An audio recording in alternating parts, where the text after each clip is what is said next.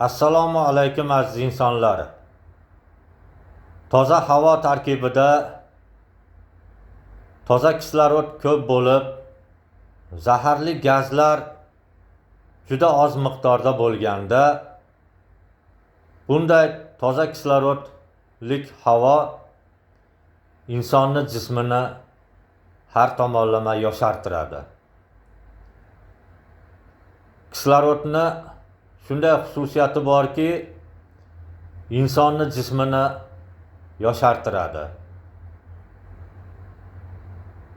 Endi mana shu toza havodan, toza kisloroddan inson nafas olganda insonni jismi har tomonlama yoshiga nisbatan yosh bo'ladi.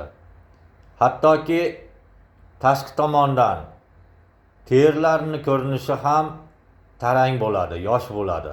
Hech qanaqa ajin va tirish va burishgan joylar bo'lmaydi. Endi havo tarkibida zaharli gazlar miqdori ko'p bo'lib, toza kislorod kam bo'lgan havoda esa bunday havoni shunday xususiyati borki, bunday zaharli havoni,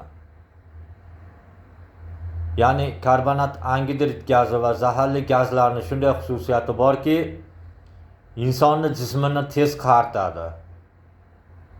Har tomonlama yoshiga nisbatan ancha yoshini qari ko'rsatadi. Ya'ni jismi tez qariydi. Terilari ham tashqi tomondan, insonning terisi ham tashqi tomondan tirishib, ajinlar tushib, burishib ketadi. Insonni tez qaritadi. Zaharli gazlar, karbonat angidrid gazi, shularni shunday xususiyati bor. Shuning uchun biz insonlar havoni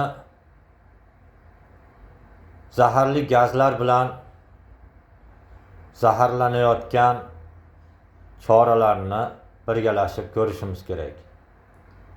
Va har birimiz gullar, o'simliklar va daraxtlar, turli ekin turlarini imkon boricha ekishimiz kerak. Ana shunda, ana shu ekkan daraxtlarimiz, gullarimiz, o'simliklarimiz, ekin turlarimiz havo tarkibidagi zaharli gazlarni o'ziga qabul qilib, toza kislorod ishlab chiqaradi. Shunday holat bo'lsa, toza havodan biz insonlar to'yib nafas olganimizda o'pkalarimiz va nafas yo'llarimiz sog'lom bo'ladi.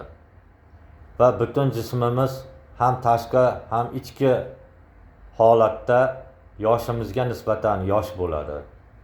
Va uzoq umr kechirib, ancha-muncha kasalliklarga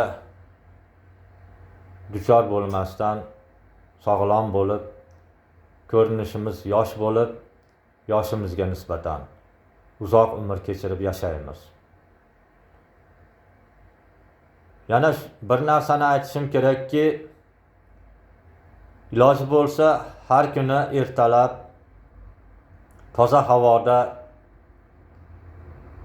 oz vaqt bo'lsa ham yugurib turishimiz kerak yoki bo'lmasa piyoda sayr qilishimiz kerak, qisqa vaqtga bo'lsa ham. Iloji bo'lsa sport bilan shug'ullanishimiz kerak. Mehnat bilan ham shug'ullanib turishimiz kerak. Ana shunda